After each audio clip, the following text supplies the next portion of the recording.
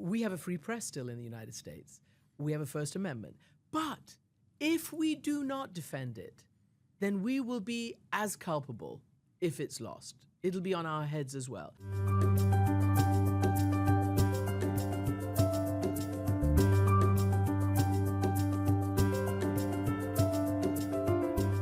Christiane, welcome to Policycast. Thank you. I'm really, really happy to be here. Happy to be at the Harvard Kennedy School of Government. Right. Thank you for coming to the Kennedy School. You know, I have to say it was pretty far-sighted of us to invite a Class Day speaker who's used to working in conflict zones. So we're glad you're here. You know, let me just interrupt you because I might even say, I might have said in my speech that obviously Harvard and education is the front line of the current battle between the two halves of America. That's the front line. It's education. Yeah, no, and I don't think a year ago we would really imagine that we would be here. I wanted to get a little bit of the benefit of your experience first. Your father is Iranian. You've lived in and had a lot of experience as a journalist covering a wide range of countries, ranging from failed states to democracies to autocracies and dictatorships. So I have to ask you, what experiences covering those places come to mind as you're covering the United States right now? Well, all those experiences, really. And remember, I don't actually cover the United States. I'm actually not based in the United States. So I have a little bit of a different role and a different perspective. I cover the United States from abroad. You know, this for me is a foreign news story. And it's really interesting because given what you just said about my upbringing in what could only be called, well, it was a monarchy, and a monarchy is generally authoritarian, verging on the dictatorial. And then when I was of age, you know, 18, 19, that authoritarian system was overthrown by another one, which is an extreme Islamic religious republic it became. So my whole upbringing has been in a non-democratic zone. So when I left Iran and I came to the United States as a first stop for my education, and then I went on to get my first job at CNN, it was my first experience with democracy. It was my first experience with the ability to be able to speak freely, to have free thoughts, to actually have thoughts that were political, because before we weren't allowed, and so we didn't. At least I didn't at my age back then. And you didn't take them for granted. Well, no, I never have taken it for granted because I've always seen how fiercely fought they are. So first I come over here to the US back in the early 80s, and I experience all this for the first time. Then I go abroad some 10 years later for CNN, and each and every one of my assignments have been, as you said, in failed states, in dictatorships, in authoritarian countries, but also in emerging democracies as well. Let's take the former Soviet republics after the fall of the Soviet Union in 1991. All those nations that had been part of the Soviet Union became, at least they were trying to become, democracies. We call them emerging democracies, and in many other parts of the world as well. And I saw one thing that made me very, very, it was very heartwarming. I saw that in many of these instances, journalists, local journalists, were on the cutting edge of reform because they were the ones who were seeing and reporting and writing about what was happening in their own country, and suddenly they had the freedom to push the agenda of freedom, political rights, and democracy. So the idea of democracy and good, solid journalism has been really very, very important for me, and I've digested that, you know, throughout my career. So you've said, and I read this, that there are some situations where one simply cannot be neutral about, because when you are neutral, you are an accomplice, and that objectivity, which is a word that's sort of thrown around in journalism a lot, doesn't mean treating all sides equally. It means giving each side a hearing. Now, to me, that seems to argue for sort of a values-based approach to journalism. Can you? For me, it's a truth-based approach to journalism. Right. It's neither a value of left or right. It's a value of truth, honesty, and empirical facts. I still believe that the best journalism is the one that is based on evidence, investigative, experience, and then the empirical facts that you get out. Right. What I was really talking talking about truth as a value, though. Okay. Because there are people who do not value truth. Yes, true. I think who are involved in some brands of journalism these days. Nowadays, truth has become very fungible. And to be honest with you, thank God it came at the latter end of my career, because boy, oh boy, I would have been confused if I'd started out not knowing where the North Star was. Because, we all have our moral compasses. And generally, even places where people have not been brought up in the values of democracy and human rights, individuals in those countries know what's right. The dictatorial, authoritarian, brutal leadership might not know or might not want to implement, but people do know. So I actually think that there is a global adherence and love of and pursuit of truth. And I agree that it's being knocked sideways every which way right now. And I'm very, very upset that many American brands, let's say, all these tech companies that have taken over and are trying to take over our space, which is objective, fact-driven journalism, all this lot come over and they just anything goes. And they don't care, even when they know, and this is the worst because there is truth, even when they know that they're not telling the truth, but they're trying somehow to cater to their users, viewers, listeners, whatever you call them, they go ahead and do it. So they are hugely responsible for the cacophony of noise and the flood of information that's coming our way without knowledge. There's a difference between a flood of information and knowledge. But I want to pick up on what you said because it's vitally important. Back in the early 1990s, I was covering the war in Bosnia. And just for your listeners and viewers to understand, it was at the end of the Soviet Union and also Yugoslavia, which had been a communist nation of constituent parts, fell apart. And each of those republics wanted what? Freedom, democracy, human rights, to keep living in their, ethnically mixed environments. They wanted nothing to do with this sudden, pure ethnic separation that a lot of these leaders were pursuing. And we called it ethnic cleansing. And eventually, at the International Criminal Court, War Crimes Court, it was adjudicated as genocide, what was happening. So because I had been brought up to tell the truth and to be objectivity in journalism, I realized then in that kind of massively important situation where there's a huge violation of basic international humanitarian law, i.e. an aggressor doesn't just kill a civilian victim, and we don't call them equal. I mean, it just doesn't happen. But the world didn't want to intervene.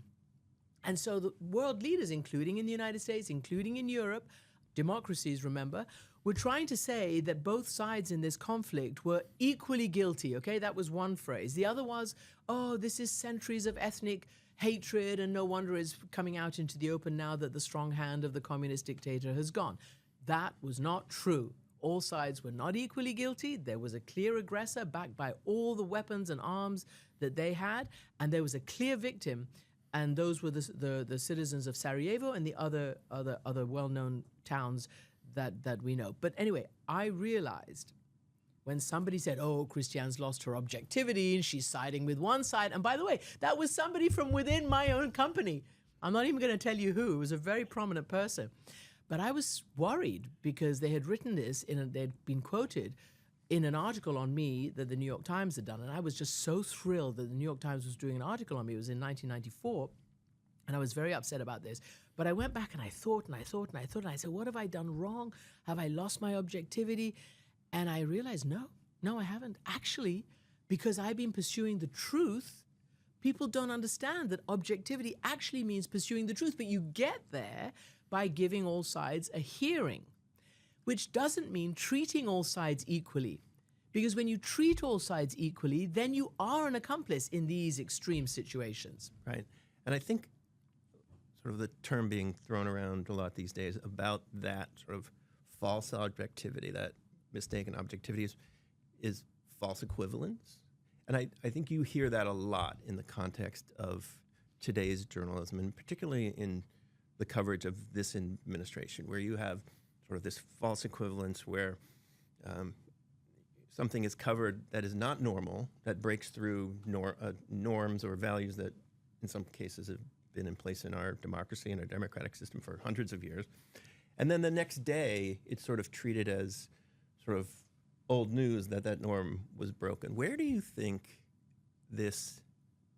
what do you think is the source of this sort of rise in this kind of false equivalency, normalization journalism that's become, I think, a problem for democracy? Okay, so what I would first say is journalists have to be trained. They have to be trained to figure out what it is they're seeing. You know, everybody else, every other career has a training process. You get diplomas, you have to pass exams if you're in law or medicine or whatever it is, right? But not in journalism. So I really believe that journalists have to be trained to understand what they're seeing and then how to react to it. That's basic, and it's never happened. Because, of course, journalists were always, trained in how to write well and how to, decide to go off here and there to do the stories. And all of this is amazing and great, and we need people to do that. But it's obviously clear that in certainly the last 20, 25 years, the notion of knowing what you're looking at, and you know what? Let's even go beyond this current situation. Let's talk about 50-odd years of climate coverage. Just pull that out of the air. Can you believe that for that amount of time, journalists have been thinking that they're doing the right job by saying the climate crisis is equivalent to the climate deniers? In other words, the science, the wealth of science that tells us what's going on, and we can see it in our own eyes right now, has been equated to what we now know is a minority of deniers. We know that. And what we also know is that they are backed by very, very powerful lobby groups like the fossil fuel industry, for instance. And so we have to recognize that. If you go back, several years, maybe a couple of decades, I can't remember, 60 Minutes did that to the tobacco company, right? The tobacco companies were saying, oh no, this is not dangerous. This doesn't cause cancer. They knew it did. They had the data. Right. And it took a really important journalistic platform to out them. And now life is safer because actually we know that smoking kills, and even secondary smoke kills. What was that? That was journalists who did that. In this case, journalists who pursued the facts, who dug down, who never gave up, and came up with this the results, and things have changed since then. And unfortunately, with climate, that hasn't yet happened. Yeah. It hasn't yet happened, and we are, very close to midnight on the clock. It doesn't make sense to me, at least, why climate is not the story every day. And I wanted to ask you about, because you had a front row seat. You were involved in CNN from the very beginning to when it was sort of like a startup, I like to say. It was a startup in an idea in Ted Turner's head, right? But you've been in the industry through what you can only describe as a sort of a corporatization of the industry. Now CNN is part of a giant, media conglomerate. I think they're talking about spinning it off, perhaps maybe spinning the cable off. I don't. I wonder if that wouldn't be better. But do you think you've said? Trying to find this. That news organizations have to stop thinking they're cogs in a corporate empire. Sorry to keep throwing your words at you. That's okay. And corporate empires, who unfortunately own news organizations, now should give the news organizations the capacity to do their basic duty and their basic job, and that is to inform the public. What do you think the effect of that corporatization? Because people are trying to please their bosses in corporations, and that doesn't exclude reporters and the editors they report to and the senior editors and the news executives that they report to. What do you think the effect of that sort of corporatization of news has been on the ability to truly elevate stories that are important versus stories that are just merely interesting, that sort of drive clicks and Look, page I think views? we're all, and it's been written about endlessly, we're in a very, very important moment where it's all shaking down and it's a turning point moment. How does what we call legacy media compete in the current digitization space, but also in what we talked about before, the social media space that has become news? People actually look at social media and they think that's news, and it's not. So we're competing very, very hard for that. But look, I think I would just say I've always been a pain in the neck, And I'm very lucky that my work stands for itself. I'm very lucky to have been empowered from the beginning by Ted Turner. Obviously not when I started as a little chicken noodle, but as I grew more and more, accomplished, and I knew what I was doing, and I did good stuff for the network. They trust me, and they, grit their teeth when I speak out. So what I think is that we have a Fourth Amendment in this country, right? Sorry, we have a First Amendment. You're looking at me. You're looking at where's she going with this? We have a First Amendment in this country which guarantees freedom of speech, freedom of press, etc. Journalists or journalism has liked to say they are the fourth estate because of the power vested by the Constitution. Again, it's a power that comes with it responsibility, and we have to know that. I think that it's not just us, in the trenches, not just the foot soldiers. I think also the owners have a duty under the Fourth Estate and the Constitution. They must also protect us. They must also be all in for the best kind of journalism, truth-driven journalism, difficult journalism, journalism that holds power to account, and all the rest of it.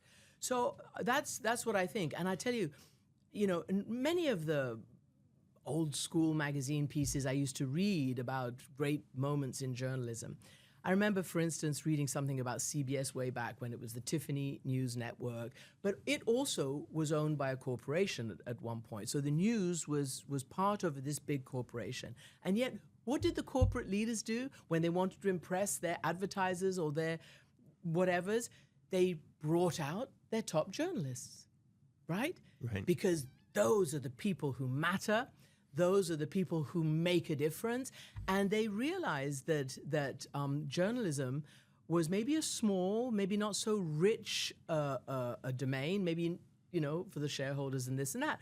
But in terms of reputation, trust, credibility, burnishing the whole corporation, the news division often did that. And so I would like them to remember that. So turning to your remarks today, to the students, I read a copy, and in them you encourage this year's Harvard Kennedy School graduates to exercise moral courage. Sometime, somewhere, each and every one of you will be called upon to speak up, to not follow the herd, to break with the tribe, to be brave. You also stress that dissent is not disloyalty. Dissent is actually an invaluable part of our democratic process. But these days, unfortunately, we've seen that there can be real dangers that accompany that speaking out.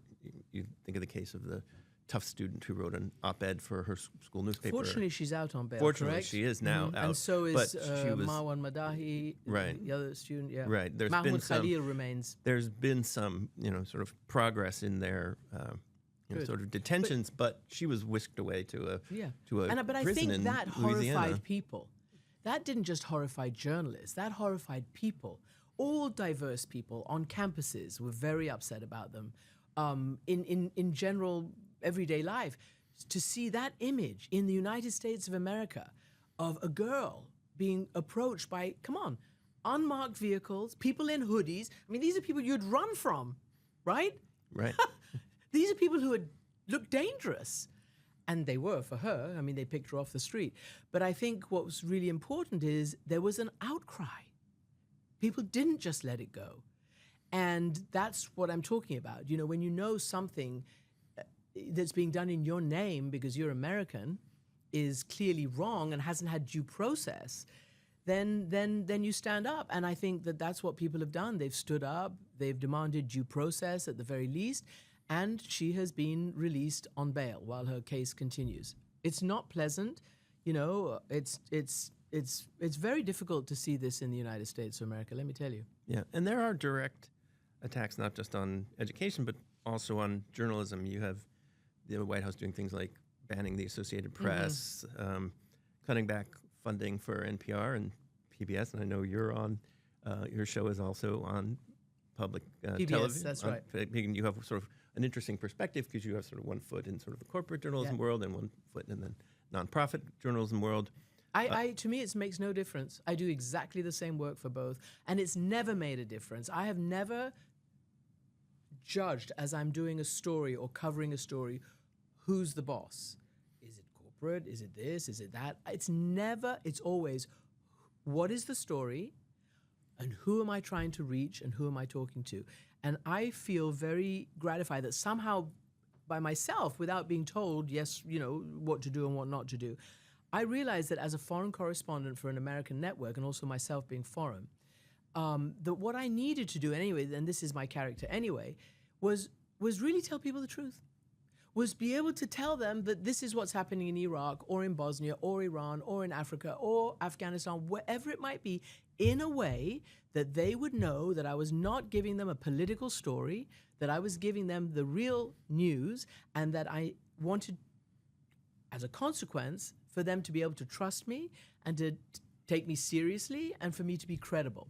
And the only way I can do that is by being apolitical and non-partisan, which doesn't mean to say that I don't stand up for the truth and the facts and what's actually happening. But I think that that's become incredibly difficult in the US right now. There's a lot, everything seems to be going political, and I think that's a problem too. Yeah.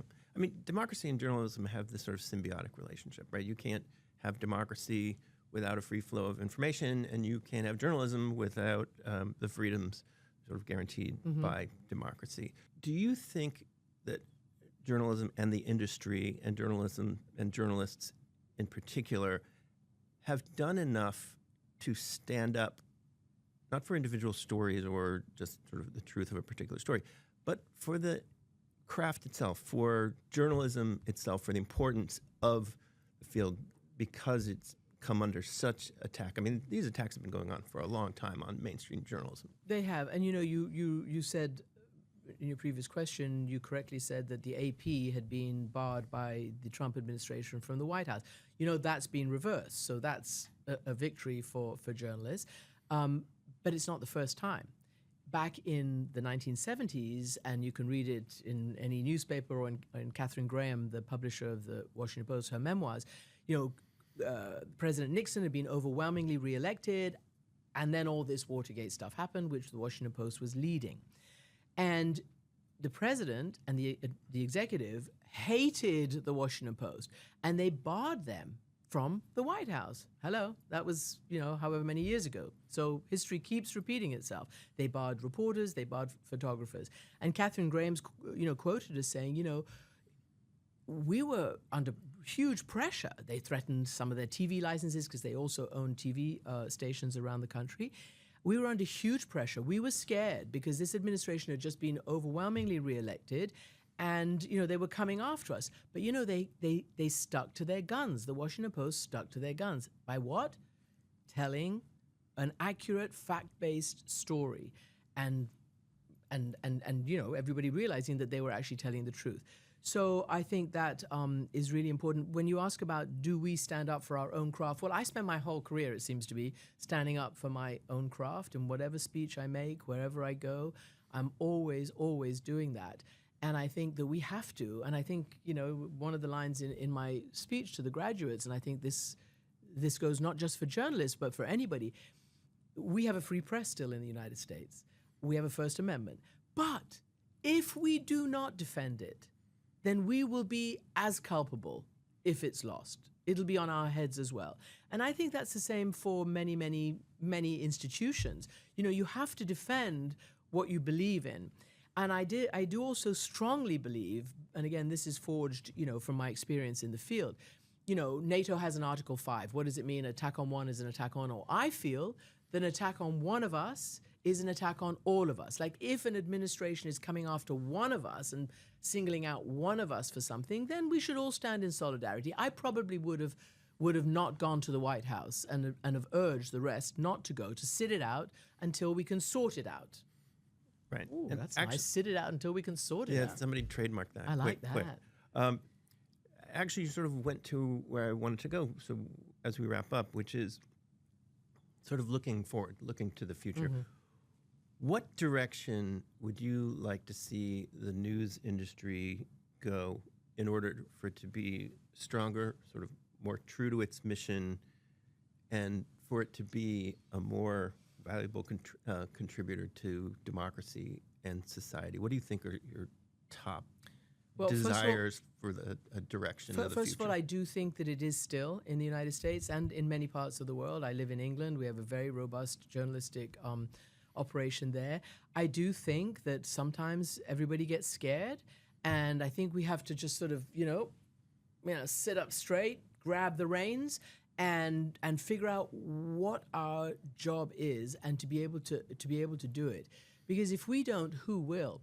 But I also say this at a time when, as we discussed at the beginning, legacy journalism, I think that's what people call it, mainstream journalism, i.e. those of us who believe it's a craft, who believe there are rules around it, and there's boundaries to how we perform and how we tell the news, and those are find the facts, make sure they're true, be able to fact check, report them. It's quite simple, but we need to keep being able to do that. And I know it's a money thing too. I mean, everybody's under financial pressure. We need to still keep sending people all over, even in this country. You have a real problem where there aren't enough local news gatherers. Now, I have friends, some of them are based here, who have these new institutions where they've been going on for a bit, but training local journalists, making sure they're able to operate in local news. Look, how many times have the national news in this country got the election wrong, right? Right. Why? In my opinion, because they're sitting around in a bubble, which is a Washington bubble, which is not the same bubble as the rest of the world lives in. And all those people who actually have thoughts and, happy or angry about whatever, generally don't get heard. Right. But that's basic. We have to, pay tribute to going out and getting the story. So whatever way it is, mindful of the really terrible financial situation and everything that's going on, we've got to figure out how to cover all the things that are important, not just, something over here or something, not just the shiny, bright things. Right. Yeah. And I think we can do it. Some people say, oh, won't it be boring? How can you tell? Who wants to know about a town hall meeting or the city board or the blah, blah, blah? And I'm like, no, these are just human stories. Right. These are human stories and endlessly interesting. Yeah. My favorite way to describe that has always been the difference between journalism and infotainment. Journalism is taking that which is important and making it interesting. And infotainment is taking that which is merely interesting and making it try to seem important. Trying to make it, yeah. So thank you for doing journalism, and thank you for being here. This has been a really interesting conversation. And My pleasure. Glad we have a chance to see you. Thank you. Universities must be places of ideological diversity. If not here, where? If not when you are students, then at what point in your lives? I believe really strongly that you can only move the dial forward when you learn the story of the other.